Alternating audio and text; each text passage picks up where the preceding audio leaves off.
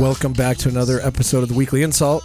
This is episode 267. 267. I don't know why I prepare all morning. I know. Make sure I have everything together. I always remind you too. I think you're not talking to your mic. I'm not talking into my mic? Is that better? That's better, yeah. All right, 267. 267, yeah. And I'm here with co-host Laura. Hey, hey. Hey. I'm here with sound guy Kurt. Sound engineer. I think sound guy kind of downplays your title a little bit. Sound engineer? I think I said sound guy. Oh, sound guy, yeah. So my bad. VP of sound. VP of sound, yeah. I like that. That's always a way to make everything more professional. Is I'm vice president of something, Yeah, just right? put VP in front of it. VP of sound. What up, Kurt? I like it. Hey, Okay, Kurt. Cool. Hi. And then our guest today is Mike DeLuca. How you doing? I'm doing good. Thanks for having me. Yeah, of course.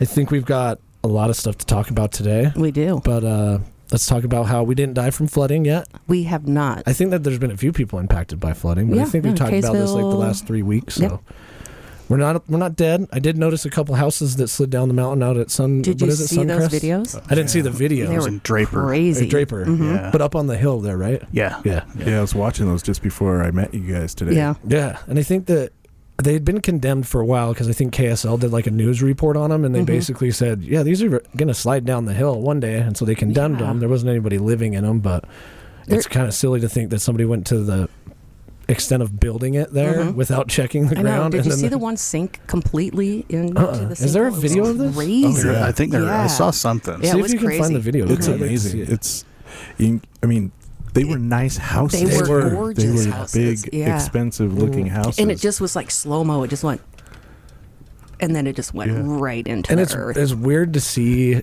a structure do that because it just kind of reminds you that Mother Nature doesn't give a shit. Yeah. You know, like, How safe do you feel in that house now? Yeah. I'm sure everybody else up there is like, when's our turn? Yeah. You know? Oh, here it is. Okay.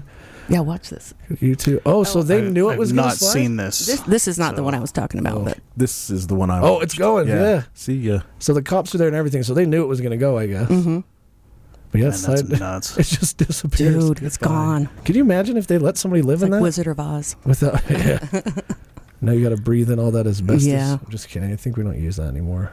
Hopefully not. Yeah, it just slides right down the hill like It's nothing. crazy. Yeah, that's scary. Makes you wonder, you know. Oh, yeah, I There's saw another this one. There's a too. bunch. There's nice two houses. of them, right? They are nice houses. This one's crazy because you watch the whole like top floor Yeah. just go. Yeah, this is the one that I Oh saw. wow! Mhm. Yeah, it's a split. It looks like maybe a split Yeah. entry style, but the top floor just gets disconnected completely. Bye-bye. It looks like it's at night. I don't know what time it was. This is Oh, the this same is house. the one that I saw. Yeah, this is the one I saw So too. it's a side view of the house where you can really see the structure bending. Yeah. You can see down to the watch this. foundation, and the foundation is just crumbling. It's sad. Well, thank God nobody paid for it. You know. This is the one that I geez. saw. So that was the back of the house is sliding down, sliding backwards. Huh. Wow. That's crazy. It Made is for some cool video. It did. And thank God nobody was living there. Look at the Look next at house that, over. man. There's somebody like that mudslide was. Is that Where next is house that? vacant? Is that point of the mountain? Point of the mountain, yeah. I used to live right below there. And you can kind of see where they tried to do some like soil retention stuff there, but look at that. And then there's a car in the driveway 2 houses down. And you know those people paid a lot extra for those lots. Yeah, I think that that's probably a close to $1 million home, I'd say. Oh, yeah, easy. Yeah. Yeah, I mean, just seeing where it's The sitting. views and everything, yeah. Well, I guess it just goes to show no matter how much money you have, you never know. No. Well, the insurance company's like, we don't care. We don't cover mudslides. Yeah, or Yeah. floods or... Yeah, and I think I was talking to somebody Earthquakes. about flood insurance that once you get it, it's not active day one. You have to have like a 30-day waiting period before it even Exactly. goes into effect so that you Yeah. can't buy insurance and then know that it's going to flood the next day. Unless you're in a flood zone. Yeah, I think in a that flood you zone, they don't even know require if... Yeah, either they require it or they won't sell it to you. If they, Yeah. You're like... Unless own you a don't bill have here. flood insurance. Yeah.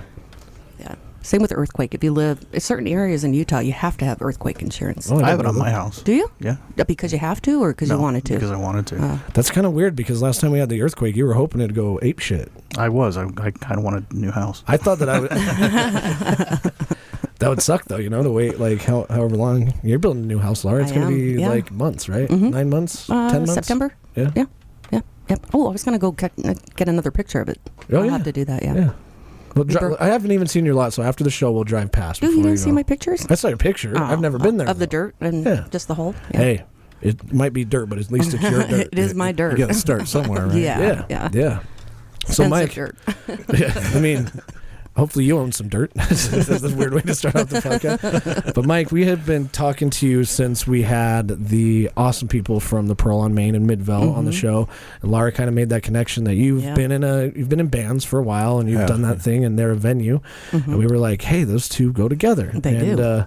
We got to get you a show there or something. Yeah, That sounds great. Yeah. We are just beginning our journey, I guess you can put it. Putting together a press kit on Tuesday. It's not a healing journey, though, right? Well, it kind of is. Yeah, I guess. Because music really is healing. Like, I've kind of been out of the game for a few years, and getting back into it has been a healing journey. And not to sound corny or anything. I think a lot of people get healing properties from just listening to music. I do. think Absolutely. you get emotions and stuff or from music. motivated or whatever. Yeah. You listen to angry things when you're angry. You listen to focused music when you want to clean. Yeah. Yeah. Getting music back into my life has changed a lot for me. Like, just spiritually, emotionally, just mentally has been a really good thing. What instrument do you play? I play bass. You play the bass. Okay, yeah. And I play the drums, so I always respect a good bassist. We almost got to hold enough people to start a band. I know a guy that does guitar. What are you going to do? I'm not going to do shit. You're going to run He's the our audio soundboard. engineer. Got to have one of those. Yeah, we'll make you pack around our PA system and shit. No. You hire people for that. Yeah, no, I he have just shows up with zero his briefcase musical and his wet talent. gloves. Takes care of business. Yeah, that's true. We'll get you a light board, dude. Really make your life a living hell. Oh, yeah, that'll be awesome. Or you can I'll just hire be a the lighting groupie. I guy. have zero musical talent. None. You don't have any? No. You never played I tried. an instrument? I tried. Tried the piccolo, the violin, the flute, voice. Just wasn't for you. It was kazoo. not me. Kazoo, yeah, I remember the kazoo. Yeah. Well, everybody has none. a voice. You just got to find it. Mine It's sucks. true. I mean, Mine's more for I like radio. percussion because it didn't involve like understanding notes and the scales and all that stuff. So that's why I never played xylophone or timpani or anything like that. But man, I'll tell you what, like the congas or the drum set or the snare drum or cymbals. Yeah, I played all that. I do not I have do wanna- rhythm or a beat. I do want a good set of bongos. I don't, You own one or you No, want I want. one? Oh. Just as decoration in my house. That'd be sick. No, if you have them, you have to play them. Because Yeah, I think it's probably way more funny just to picture you in your living room with nobody there just Playing hitting the bongos. You could go to That the would drum be funny. circle at Oh, yeah. at Liberty Park. Like bongos or congos? I don't know. They're like really tall. Those are congas. congas, Yeah. Okay, yeah, that's what I The want. congas are the really tall ones, and there's those are fun to play, and there's really an art form to playing those There very is, well. yeah. Worked at a music store for quite a few years and kind of became a multi-instrumentalist just working there. Not that I mastered any of them except for maybe my bass, but got a chance to play a little drums, play a little keyboards, play a little congas. All that stuff was always around. So Yeah. so you'd played it, and you kind of had to have your salesman chops on everything. Yeah. So you'd learn at least a riff or part of a song on everything. Yeah, because if you're trying to sell it and you're like, I don't play this instrument, it's pretty cool though. I think you should buy it. It doesn't sound the same. It doesn't No. work very well. Yeah. So how long? So you just got back into it. How long have you been kind of really getting back into it? And what's the name of your band too? First of all, Name of the band is The Decent Animals. Decent Animals. Yeah. And so how long have you been kind of just really getting back into it? I would say probably the last 5 years. Okay. I've been getting back into it. The band itself has been only the last 2. I think that's one thing that a lot of people don't understand is, like, I guess it's you can't. Music is kind of like riding a bike, but if you don't do it every day, you get a little rusty, and I think bike's a little easier to pick up. But like with my drum set, I haven't played in a long time, so if I were to sit down in front of it, it would probably take a second for everything to come back. So like you said, being in the band for the last couple of years, you're still playing music, jamming and things like that. But then once you commit to a band, I think it takes it to a little bit more serious and different level. It does. And have you been booking at venues and things like that here and there? We did the VFW on Highland Drive in November, and that was just kind of we wanted to test the waters. Yeah. See, because we got our set down. We have about 8 songs solid, and we just wanted to give it a shot, see what happened. So we played with the Dead Zephyrs, another local band. Yeah, I've Heard of them. Yeah. Yeah, and they're good friends of ours. So Cool. they were like, well, "Why don't you just come play this show with us and see how it works?" And it worked out really well. That's Got good. us really excited. So we kind of took a step back and like, okay, this is going to work. So this is what we need to do. And it's been a little bit slow going. We're hoping to be where we're at now in January. Yeah. But life comes at you fast. You have to deal with some things, but now we're rolling again, and It feels good, I bet. it feels great. Yeah. It So, does. question: What's a press kit all about? Press kit is where you have everything in one place. You have some photos of the band, some samples of your music, maybe a video or two, and then all your contact information. Okay. That way, you can, go into a venue. Of course, you're going to talk to them, have a little, dialogue, but then you leave your press kit with them. Gotcha. And then they can decide if they want to have you there or not. Or So what do you think, being in music, and I always do this, I think, every guest, but I like asking these questions. What's been like the greatest performance you've been in part of? Whether it was playing or being there or doing, like, working? Oh, man. Yeah, so I've been working in the industry pretty much my whole adult life. Yeah. Starting at the music store, working there. Our company also did backline for concerts. So backline's where you provide instruments for the traveling acts or even local acts, depends on the venue or the situation. But starting there, I worked with a lot of really good acts. Met some famous people, and I think I'd have to say Elliot Easton from the Cars. Oh, okay. Was probably the coolest person that I ever would be cool. Really sat down and got to talk to, and that's cool. One of my favorite bands. Yeah. I didn't even. I was so clueless back then. I didn't even realize who I was talking to for probably the first 5 or 6 minutes. Really? I'm talking. Sometimes that's a good thing though, because a lot of people who have the fame just want to be treated like a normal person. They just want to have a discussion like everybody else. They don't want you to be nervous or starstruck or anything. Yeah, that's what it was like too. We were just kind of talking about the venue, and for someone who has played arenas and traveled all over the world, and now he's playing with. He wasn't even with the Cars. He was with Creedence Clearwater Revisited. Oh, really? Which was CCR, like cover band type. Well, it was some of the members from actual CCR. Oh, okay, yeah. So like it was the bass player and I think maybe the drummer, and then Elliot was on guitar, and then there was another guitar player, and they're playing in this rodeo arena in Salina, Utah. So random. Yeah, that is random. I think one thing that Utah's really been doing a good job at recently, this year in particular, is a lot of our smaller venues like the Sandy Amphitheater and like Red Butte. Red Butte's always been a venue that can pull in like big names, but Sandy Amphitheater's been throwing in some big names too. Like and people have been playing there. I think like 311 played at the Sandy Amphitheater, and they could sell out like USANA, and I don't know if USANA ever sells out. There's so much grass they probably just pack people in there, and their acoustics aren't my favorite of it. They're not. No. I'm actually just not a fan of USANA. I am not either. And I mean, it's a great venue. I think it's cool that it's open air, but like Red Butte does such a better job. And I think if you're going to do an open air venue, it has to be intimate. I think so too. I want to get up close. I want to feel the music. I want to see the expression on the guitar player's face. That kind of stuff is part of the experience to me. We've got a lot of these new intimate venues popping up like that, like the Soundwell downtown. That's a cool place. Commonwealth is good. Yeah, Soundwell gives me that Bricks vibe from back when Bricks was in the valley. Really I played there a few times. Played at the Murray Theater. That was pretty cool. I don't know what it's called now. On it's State? like pretty much on State? It's by the hospital on State. Yeah. Like just a little bit north. I think it's still the Murray Theater, but I don't think anything happens there. No. It looks boarded up. Huh.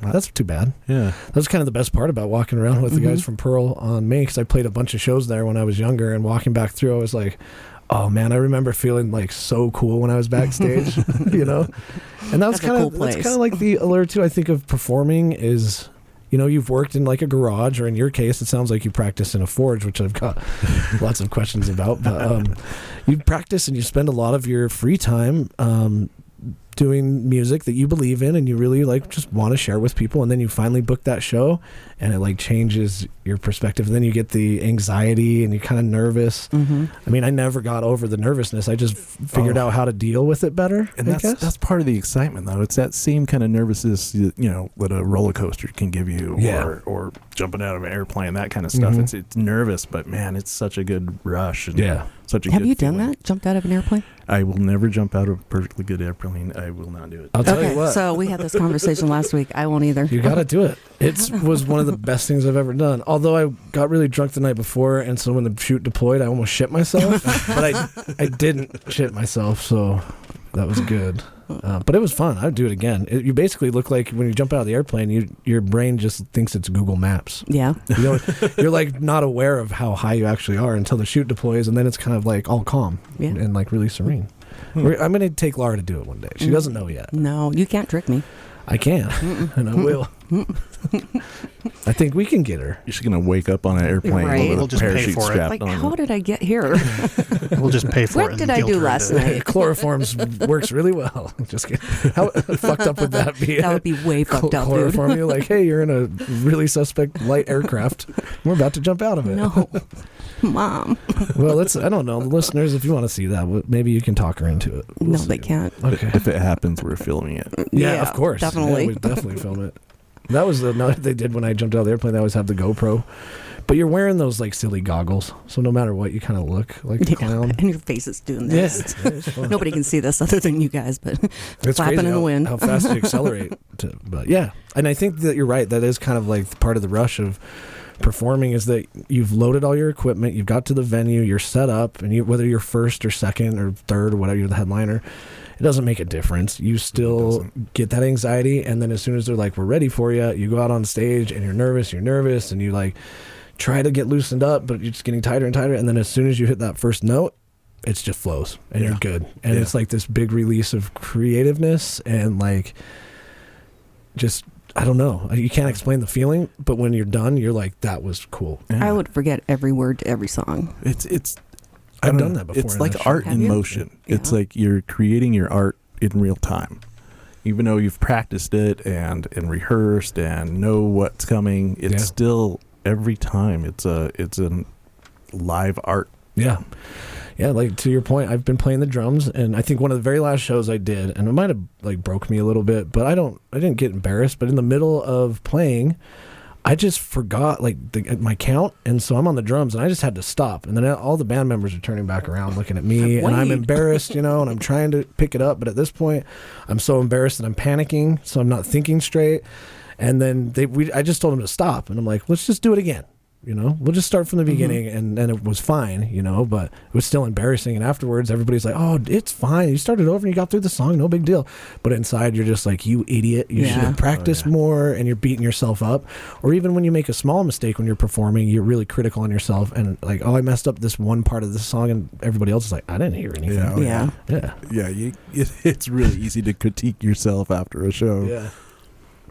So, Indy Rock. Indie Rock, yeah, You I guys guess. got a cool vibe. I've listened to some of your songs. Cool. Really cool vibe. I'll go see a show. Awesome. Mhm.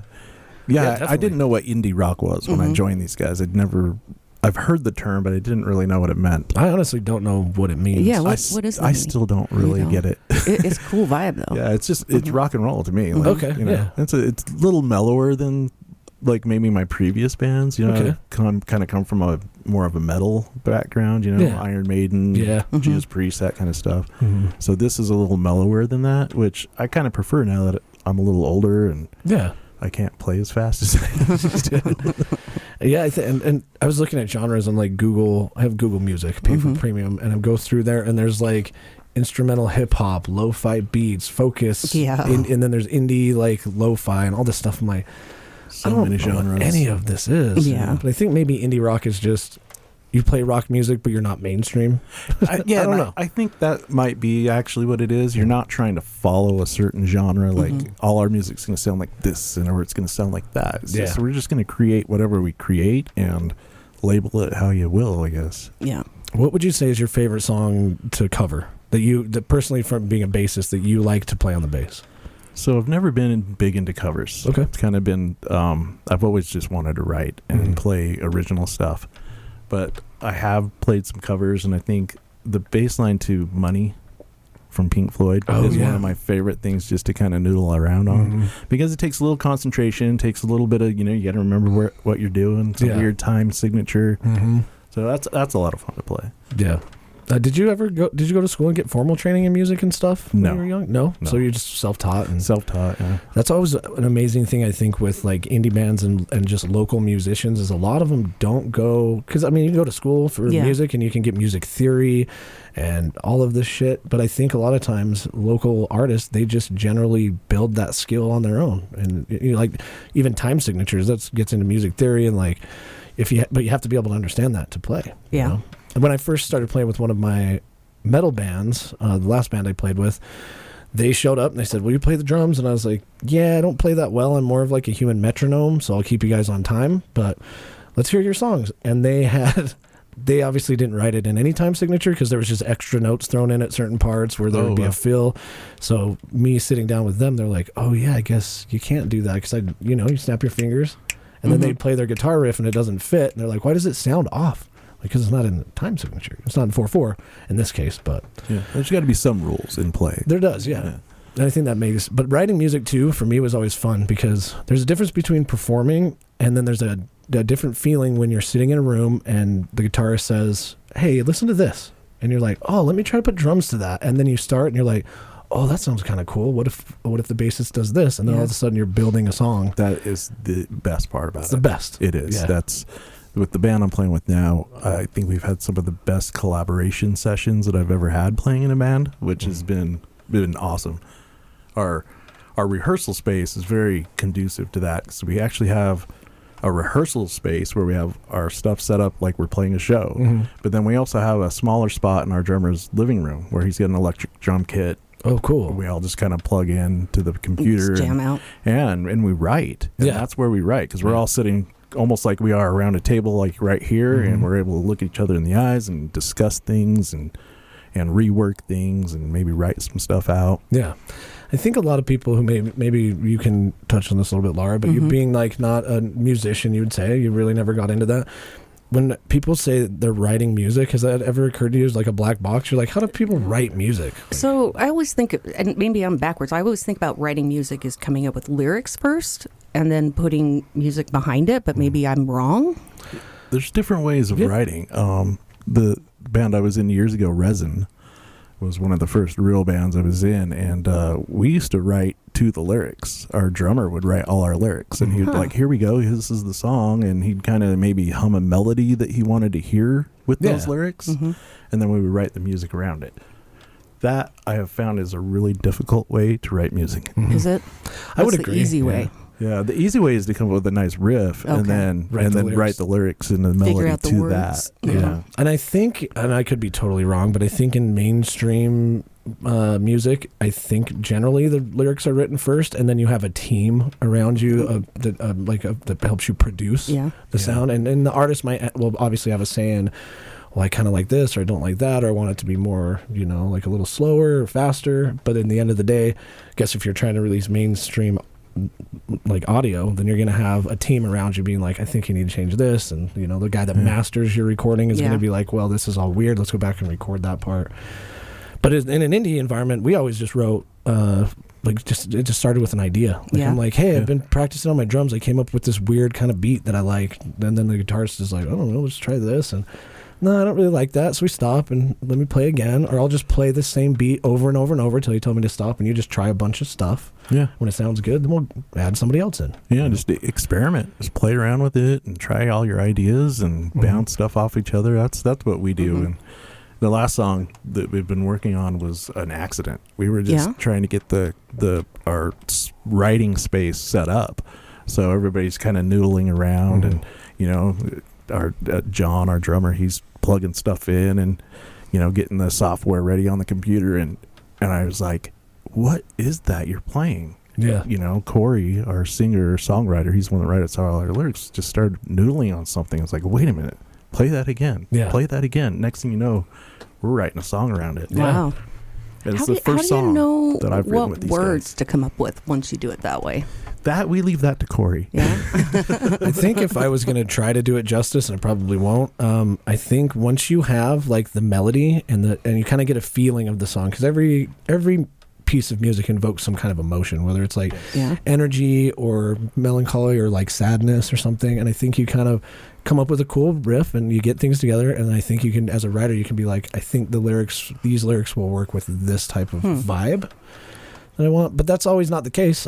For Passion Pit, for example, they have really happy, upbeat music, and it sounds like they're talking about great things, and he's talking about going through a divorce with his wife. Yeah. You know? And maybe it was a great thing, but the lyrics are really like really sad, but he sings them very happy. And so, I mean, that's kind of maybe another, not a gimmick, but another way of writing too. And maybe just his niche. Yeah. You know? Once I have these really melancholy, depressing things to say, but let's make I'm it sound still a happy guy. I'm still a happy guy. And I think that same thing. There's been like Under Oath is a band that's basically like screamo death metal kind of, but they're a Christian band. So they sing about Jesus. And They just scream it at you. Yeah. Yeah, I went to a few of their shows, and it was kind of weird because you'd forget that. They had like Aaron Gillespie as their drummer, who's really talented. Their lead singer was brilliant. I think they were kind of one of the first like hardcore screamo bands to add like synthesizer to their mix, which was cool. Were but they then, like, local here? Or? No, I don't remember where they're from. But they would stop mid-concert and then tell you like, "Hey, we're not trying to push this on anybody, but if you like you're looking for answers, Jesus is always there." And you're kind of like, "What?" We were just in a mosh pit going crazy, and now you're like, "If I need answers," I was finding my answers in the mosh pit, right?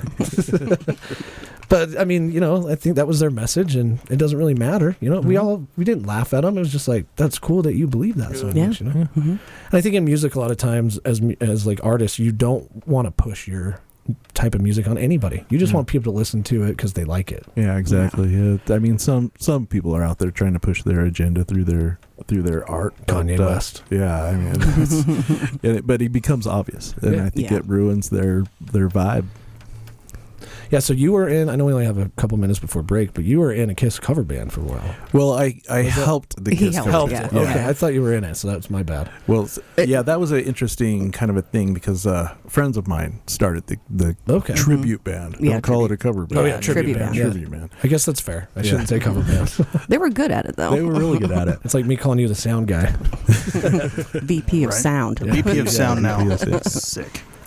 The first time they went out and played a show, they realized really quick they had way too much they needed to take care of. Yeah. You know, because they had to get, you know, in costume and get all the makeup on, but then they still had to set up their gear and talk to the venue and talk to people, and they're like, we can't do all this. Yeah. And I was there, and they're like, hey, Mike, will you help us with this? So it just kind of started from there, and I would take care of all that outside stuff for them. I'd help them set up, make sure they got in to get their makeup on in time, and talk to the venue and all that kind of stuff. So it's kind of like their road manager, I guess, for lack of a better title. Yeah, my funnest memories are not the KISS tribute band, or the concerts were fun, but is when we all hung out in the basement and you guys just jammed out. Oh yeah, that was those were good times. Kobe's basement. Yeah, that was he's got a little studio that we've been building for 20 years. That was a fun little studio. Yeah. I think I remember that at some point in college, even though I was playing music, I remember going to like house parties, and at every house party there was one guy with an acoustic guitar. He's always out there like singing, you know, and there's all these college girls that are like, oh my God. and like I kind of got sick of that, and then when I started jamming, like for real, it became different because, you know, like somebody playing the guitar, you can play the guitar and sing and make a beautiful song. You know, you don't need any drums or bass or anything. You can just acoustically create great music. But people would be like, "Oh, you play the drums? Play something for me." And you'd play it, and they'd be like, "Oh." I was like, yeah, but how often do you listen to a song that's just the drums? The bass is the same way. Yeah. Hey, play me a song. Okay. Thank you. And you know as well as I do, the rhythm section is always like the underappreciated part. Unless you're like Les Claypool or something, right? Right, yeah. If you're going to take that to the lead. Yeah. Yeah, that's... and that's that's really my style, but it was always great playing in bands too, because I think the drummer and the bassist always just became friends, because you had the lead guitarist, the rhythm guitarist, and of course usually the lead guitarist will sing or something. But you know, you get that camaraderie when you're in the rhythm section, because I think like the drummer's in there carrying all of his shit by himself. You know, the guitarist is already set up. He's like, I don't know what's taking you guys so long. It's like nobody's helping. I've seen lots of drummers sing too. Yeah. I've seen them sing good, and I've seen some sing really bad. It's really bad. Especially if they're trying to do technical things. Yeah. Yeah, Under Oath was really bad with that because Aaron Gillespie would sing live, but when he would sing in the studio, he would play the drums separate and sing separate. But live, he'd try to put them together, and you can tell he's just so out of breath from playing the drums. I couldn't imagine. Yeah. And I could barely play the drums well enough to keep on time, let alone like try to sing. I don't know. There's a lot of talented people out there that can do both. But all right, you know what? Let's take a quick break, real quick, and we'll see you back here in just a minute.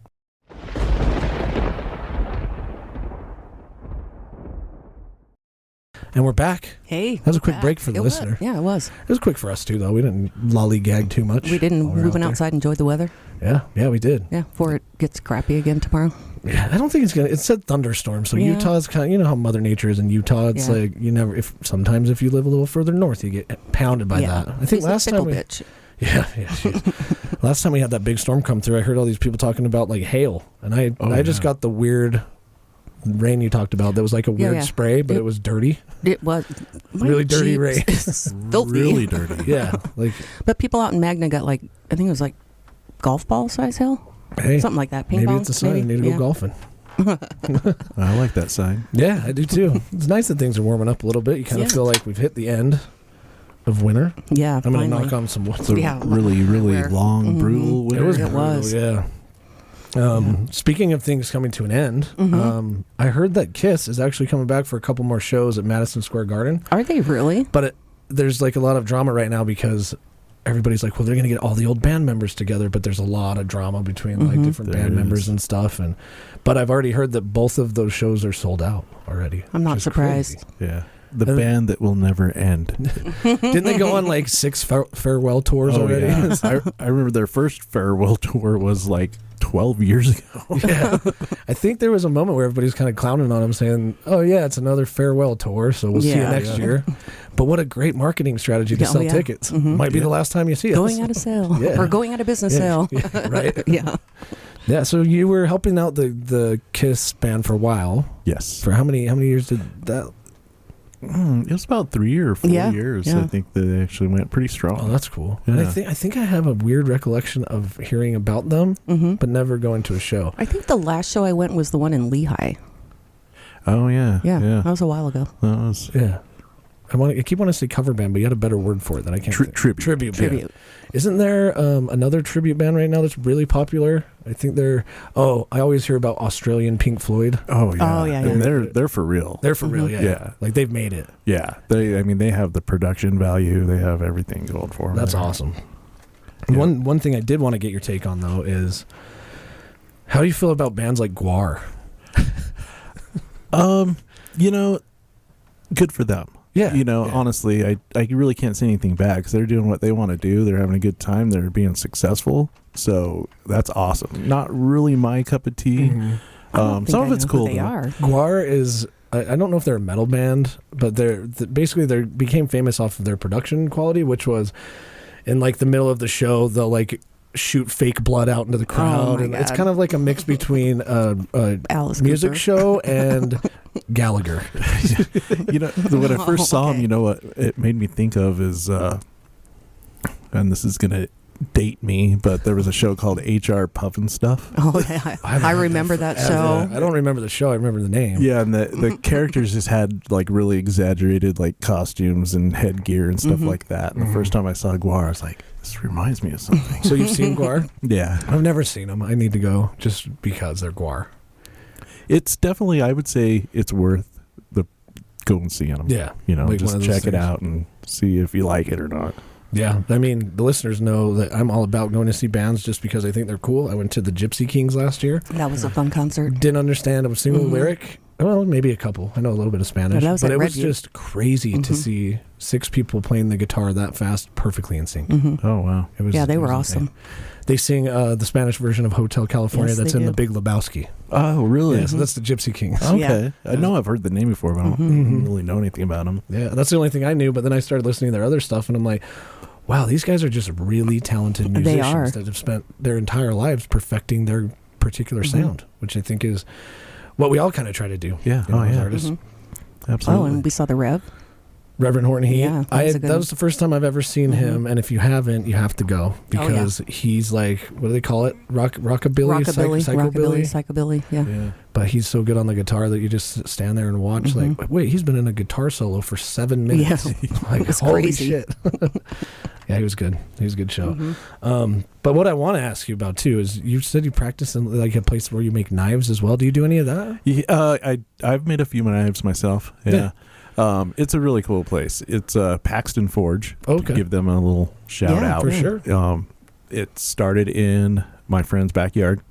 Yeah, someone gave him a forge, just a small forge, and said, "Here, I can't use this," and it's taking up space, Yeah. So he's like, "Yeah, I'll take it," and then it sat in the garage for a long time until the pandemic hit.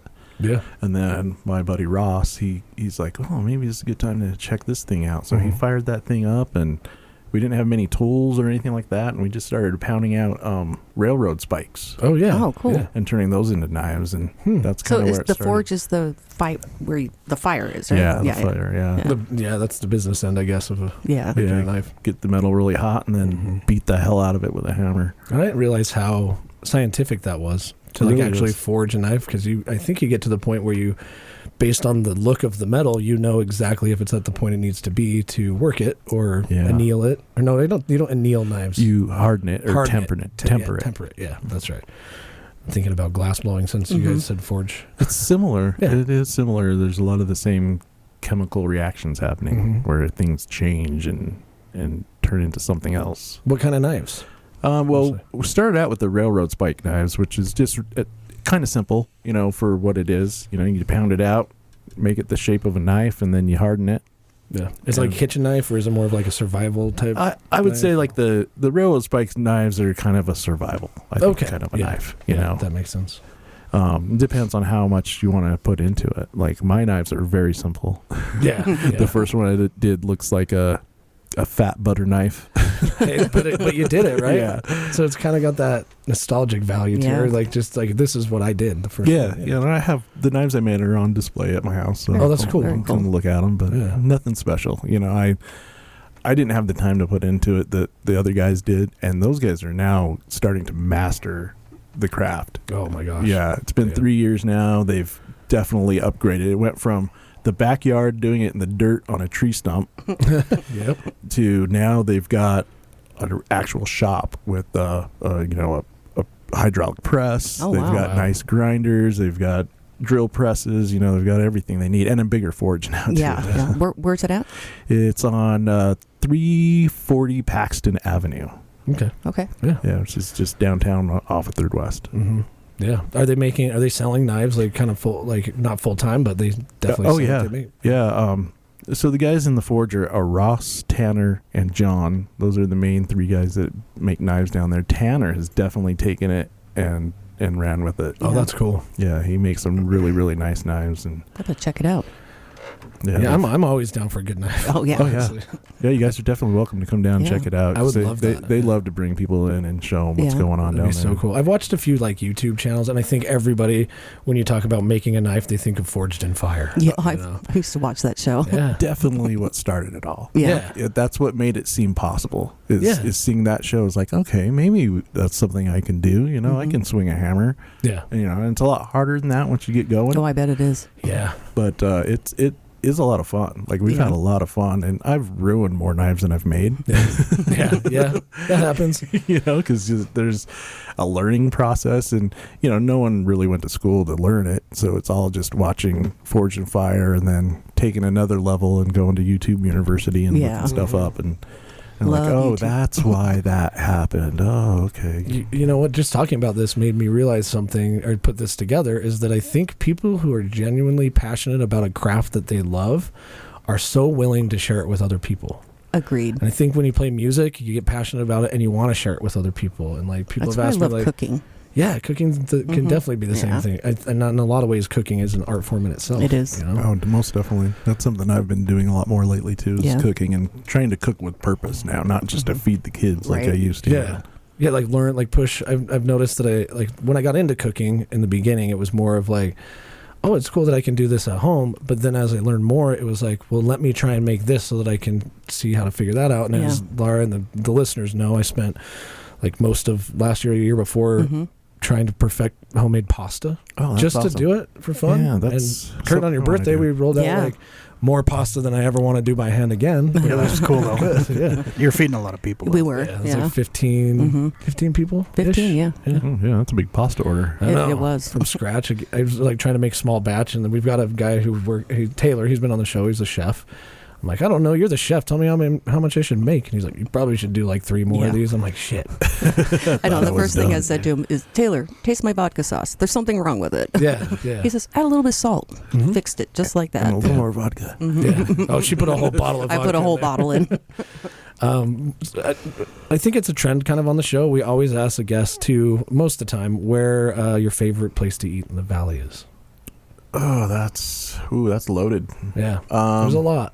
Or just, like your always go-to, it's always good. I love this place. I love La Puente.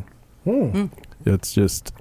I haven't been there in forever. They're pretty consistent. Yeah, they're really consistent. It's the flavor is what I look for in Mexican food, so I think that's... Yeah. Everybody raves about red iguana, and I've always been a little bit disappointed every time I go there. Yeah. I like red iguana, but it's like become that Utah thing. Yeah. And so I think they tried to live up to something, but really... You just want great food. Yeah. And it's not bad. I'm not talking shit on them in any way. No, me either. Like, it is good food, but, like, if for me personally, if I want Mexican food, I want, La Puente or, what's the other one? They're very similar. And I think La Frontera? La Frontera. Yeah. And I'm pretty sure they are family that split off. Like Beto's and Albedos and all the different Barbados. Yeah. Yeah, it's like... my mom and her family used to know the ladies that started that, and there was 3 restaurants, if I remember the story right. There was Cafe Silvestres, La Puente, and La Frontera, and they're all part of the same family that each of them thought they could do it better. That's funny. That's also a great thing, like with music and anything artistic, I think it's great to have healthy competition like that. Absolutely. Like, I think I can do it better, let me try. We actually did that, and they're coming back to the listener. We've done food competitions, and Kurt was involved in one, and one of our old employees, Ches, was involved in one. But we cook something, we select a dish.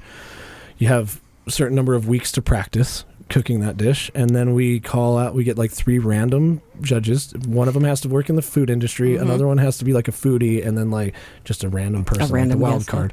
And then you cook it, and they do a blind taste test and nobody knows. We'd make a show out of it, but we've got a few things we need to get to in the food world. We did it, once a quarter for... Yeah. Did we do 3? Yeah, but it stressed me out. I need to figure out how to produce it without like driving myself mad. Because I go over the top with everything though. I move lighting around. I get pictures for social media. Yeah. I have to build the schedule. Then we have to record a show. And like, I think the last time that we did that, I went down to the bar afterwards and you were there and you're like, what's wrong with you? I'm like, I'm just done talking to people today. Like, can I get Wade a shot? Yeah. I'm just I'm exhausted. I've worked on some food demos before shooting them, and it's tough. You got to get the right shot. That there's a lot of moving hands and moving things, and it's a tough shoot. Ways to get hurt. Yeah. Right. And shadows, shadows pop up. You think you have the lighting right, and then they'll move some stuff on the table, and now your shot's gone.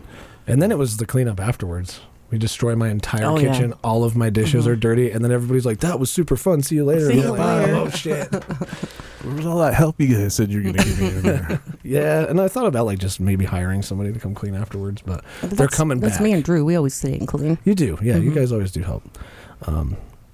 Yeah, I think that but La we didn't Puente. Get paid, though. Well, none of you get paid. I know. Thank you for being here. Please don't quit. I won't. La Puente, I think a lot of people might argue that that's like American Mexican, but I like the flavors of it. Yeah. I don't know, because like La Frontera, I think has a bad rap, and La Puente because I think people think of it as like a chain, cheap Mexican place, but they're not bad. No. They're family owned. It's family recipes. Yeah. So that's what I like about it. Yeah. It's the family part of it. I went to Taqueria 27 and it was delicious. Yeah, it is good. But I just didn't understand why I was paying like $12 for 3 tacos, and they were good. Big.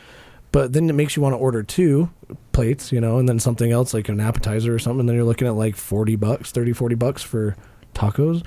And then, if you're afraid of street carts, don't be, because they're delicious. Oh my goodness. The best one around is in Midvale. Yeah. I love that. Or in front of Sportsman's is a good one too. Yeah. Yeah, there was a guy by the Delta Center when I worked there. I mean, if he was there, that's where I was eating lunch. Oh, yeah. There was just no... That's like $2 or $3 a taco. Maybe a little more now, but... Oh, yeah. And delicious. those places, too, if you're a regular, they see you coming and they load you down. Yeah. Yeah, and I think there's a lot to be said about just eating like at local family-owned places, like to support them. I think we try to do that on the show, too, we do, yeah.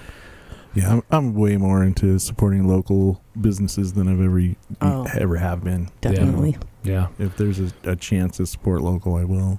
Yeah, I think and when I was playing in bands, a big thing was Liquid Joe's. Oh, yeah. They always did like really local concerts. They did. Like local bands.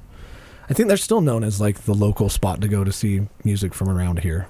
Kind of, yeah. They seem to be concentrating a little more on trying to bring national acts in. I know he's changed the stage there to be a little more conducive for the space that they're in. They got a green room now. Oh, do they really? I didn't know that. Oh, yeah, that's changed a lot since I've been there last. It was just a stage in a corner, I think. Yeah, they expanded that to kind of be that whole wall now, and then the green room is back behind it. The last time I was there, I played Texas Hold'em. Yeah. Yeah. Yeah. I didn't know they did poker there. They did for a while, yeah. I don't know if they still do, but... Yeah, so I'll tell you what, we're going to have to go... I'm going to have to go to your band space and jam with you guys. Sounds great. And check out how to make a knife. I'm not going to try to make one, but, I'll hammer something. So your studio's at the Forge?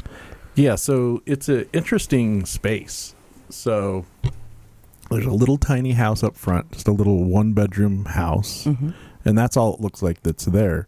And then if you go through the gate, there's a little tiny courtyard, and then there's kind of a warehouse space. It's a weird building. It's like one of those deep lots. It's like a dome building, like it almost looks like an old airplane hangar, like a small airplane hangar. Okay.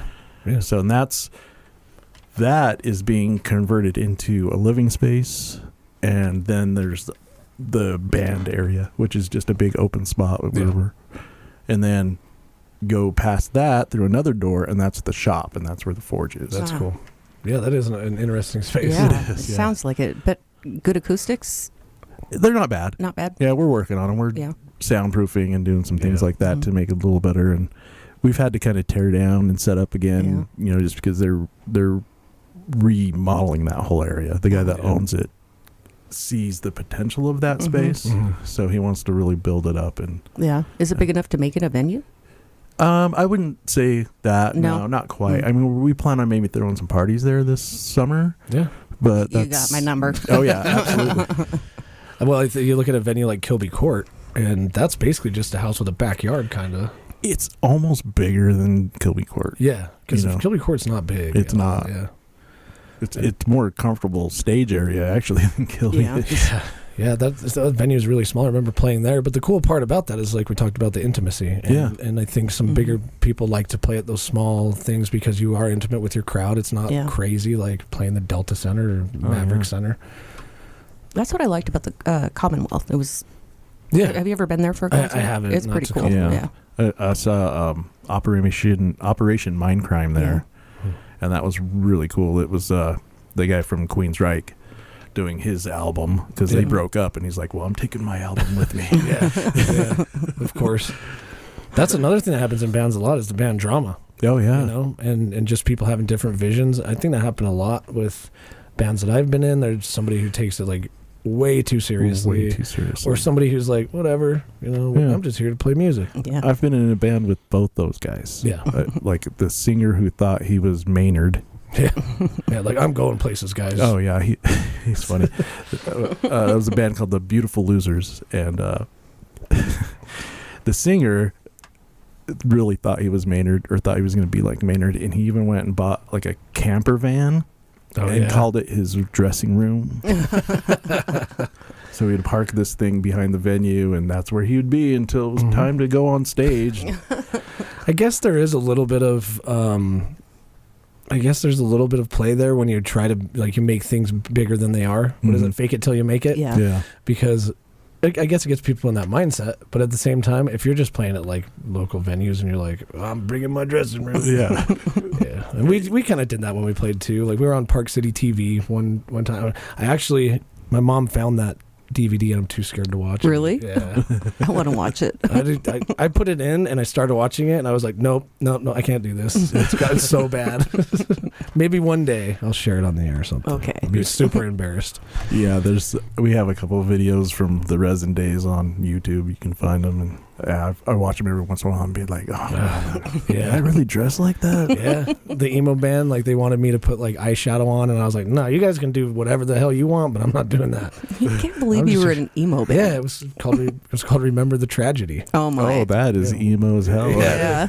And that also subsequently is the first time that we've ever been booed when we were in You that were band. booed? Yeah. Has that ever happened to you? Never. We played a show, and I think I might have shared this, so I'll do the cliff notes, but we played a show at Bricks, and it was with a pretty popular band. There's a lot of people in the crowd. We played our set, and the sound guy said, one more song. We played one more song and got done with it, and we were cleaning up, and the sound guy said, no, they're not ready. You got to do one more. And so our vocalist was like, oh, I guess we got one more song. And then way in the back, boo!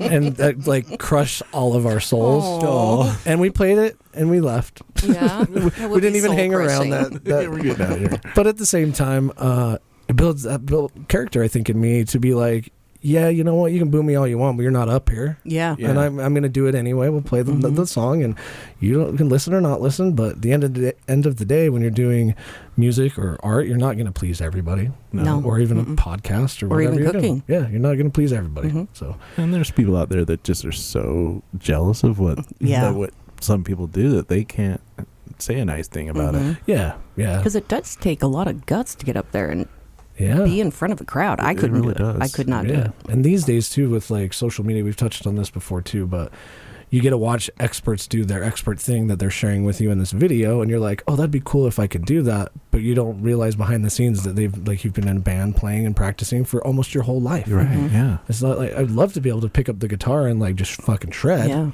But the reality is I'm not going to do that. I'm going to have to practice for years and My years and fingers years. are too short. I've tried. I think you could do it if you tried harder. Yeah. Thanks, Wade. Thanks a lot. That did Thank sound you for your confidence. It sounded condescending, but I Just didn't mean a it that little way. bit. My bad. Maybe if you put a little effort into A it. little effort, Well, Laura, you goes quit, a long way. You quit giving up so quickly. Jesus. I'm a good quitter. And there's consistency in that too, I guess. Right? Yeah. No, I think that was one thing that like really, really helped build out my just being comfortable in front of people as being on stage. And I know a lot of people are afraid of like public speaking or doing things like that. And I'd actually encourage those people to go out and try to do that, because you'll realize really quick that if you stutter or you stumble over your words or you mess up playing an instrument, it's just that one moment and you're going to eat yourself up about it. But everybody watching you like saw it and didn't give a shit, and then they moved on with their day. Yeah. You know? I would break down and cry. It's tough. So one of the reasons I don't like or enjoy playing cover music, because people know those songs like You got to do it well. yeah, they know every note of that, especially if it's a band that they love. They know every note of that song, every move, every inflection, and if you don't hit that favorite part of theirs, Yeah. They hate it. They hate it. Yep. Where with the I love original, where people take covers and completely turn them upside down. Yeah. I enjoy that a lot more than I used Yeah, to. me It too. used to bug me. It did me too, but I really like it. Yeah, I really like it now. There's the Dead Zephyrs, the band that we played with, good friends of ours. They play some cover tunes, but they don't even really try to play the whole tune exactly how it is. Yeah. They get the feeling for it. They get everybody up and dancing to the tune they know, and it's great. You know, they're not playing it note for note. They're not playing every single part exactly, but it's fun and everybody enjoys it. Yeah. And I kind of get into that now. Yeah, It's I fun. like when they take like a rock song and turn it into a country song, for example. yeah. Yeah, like yeah. that kind of a twist. Like The Sound of Silence by, is it Stained that does it, or Disturbed? Disturbed, yeah. Such a good cover of that Yeah. song. Like, and you can't even, I guess you just call that like a rendition of that song, not even a cover, because they changed it like... They're not, is it a remix? Is that what you call it? No? I guess, but I kind of feel like we're getting into rap territory. No, I think it's more of just their own arrangement of it. and- Arrangement, yeah. It's their own arrangement. And to be honest with you, that's kind of the song that changed my mind. Like, when I It's first so heard good. it, I was, because that song goes back to my childhood, you know, the original version. And when I first heard Disturbed's version, I was so upset. Oh, really? I was like, this sucks. I hate this. This guy shouldn't do it. And then I heard it again, and I was like, okay, these guys are just doing it their style, their way, and how they feel this song and how it hits them. And I don't think they could have pulled it off if it like for his voice, you know, he's such a good vocalist that like once I heard it a few times, it'd give me goosebumps. Yeah. You know, I'm like, holy shit. Now I want to go listen to both. Yeah, and I think that's what changed my mind is once I really listened to what he was putting into it, it changed my mind because it was like, okay, he's feeling this. This isn't them just trying to take this song and make it theirs and make some money off of it. No, that song means something to him. Yeah. Yeah. Kind of like when Limp Bizkit remixed Faith. That was my senior year song, which I was like, I can't believe that they allowed this to happen. Right. No, I think he did a great job with that and did it justice. You know, you make it your own, and I think you get away with it. We did a cover of Zombie, but it was a metal cover. We didn't try to like replicate anything, and our singer had like the Metallica voice, you know, like, and it always went really well because it was fun and people knew the words, and that was great. But whenever we tried to do like a straight up cover song like that Lit song, the One Hit Wonder, sleeping with my clothes on, came in through. You don't remember this? Everybody knows that song. I know that song. We would play a cover of that and people would be like, ugh. Why did you pick that Yeah, song? you guys can't even sing like him. You know? But I think it's just fun putting yourself out there for something that you're passionate about. Yeah. I think more people should do that. I think so too. Kurt does it all the time with like his network stuff. You know? Yeah. Kurt? I tried to pull him out. His phone. Like, it didn't work. I was listening. Where'd Kurt I know go? you were listening. Yeah. It's just the three of us now. I know. Well, thank you so much again for being on the Yeah. show, and let's like just plug everything for your band and what you're doing. Okay, well, so we're the Decent Animals. You've got me on bass. You've got Johnny Gregerson on drums. Corey on vocals, guitar, and he's our main songwriter. And then another Mike on guitar. Yeah. Cool. Yeah. When, do you guys have anything booked yet? Nothing coming up. We do have a private party coming up, and I'll give you guys all that. Okay. Nice. I'm there. Have you guys be there for sure. I don't think they would appreciate me putting it on air. Yeah, I don't have to. Yeah. So, but after that though, we definitely once we talked about the press kit, we got to get that out there because it's really hard to talk to venues if you don't have any material. They don't take you seriously. Yeah. They're just like, oh, okay, yeah, we'll think about it, you know. But do you have social media and stuff set up? We do. We do have a Instagram and a Facebook. We don't have much to put on there yet because we haven't really done any pictures or anything like that. So, but they can go there to like in the future to find where you're yes, playing definitely. Yeah. Instagram's probably going to be the better place to find our I stuff. think I have that. I think I found it. Yeah, and we do have some stuff on SoundCloud. Those are some old recordings. Though. I am not on any of those recordings that you hear. So, future recordings will feature me on bass. Yeah, cool. That's exciting though. It is exciting. It's kind of bringing me back to my band days, and I'm like, man.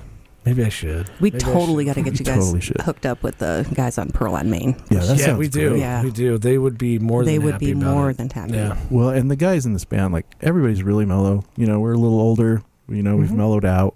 It's all about the music now and all about the camaraderie. We don't care about. We're not trying to be rock stars. We're not trying to make it big. And but if it happened, we definitely wouldn't shy away from it. Yeah. But working with a new club sounds awesome. Like that just sounds like fun. Yeah. Then these guys are really good at what they do. They are. Yeah. One thing that you did mention that I just want to touch on a little bit before we end the show. I forgot. You forgot? It literally just left my brain. I was right there, and I looked at the timer, and then I was trying to buy time about by talking. About the music? About the Forge? I don't know. I don't know. It's gone. Venues? Maybe I'll bring it up next show. I don't okay. know. I don't remember. It's gone. Damn. Well, thank you again so much for being on the show. Thank you, Mike. It's been fun. It has been fun. It's been such a long time. It's great seeing you It's again. nice seeing you too, Laura. Yeah. Yeah, well, we'll have to. The rule is once you're on the show, once you got to come back. So once you have things more established and stuff, then we can bring somebody else from the band too. And, you know, they would love that. Yeah, they would love that. I told them that I was doing this, and they were really excited. They're like, cool. Make sure you plug the band. Yeah, for sure. That's what we're about. Yeah. Helping you. Originally, I was going to answer every question like, well, the Decent Animals. Like, how's the weather? Well, the Decent Animals love the nice weather right now. Yeah. Well, thanks again. This has been your weekly insult. Yeah. Good work. Thank you. Yeah. easy Sunday. Yeah. Gosh, you're so easy to talk to. It's like sometimes you get people in here and they're so nervous, but you're just like, I'm really here enjoying talking. Yes. So it made my day easy. Oh, well, thank you. Seriously. Well, I love talking about myself. So. Yeah. You looked like you were going to fall over. Find the damn door. Oh, there's a lot of foam in here.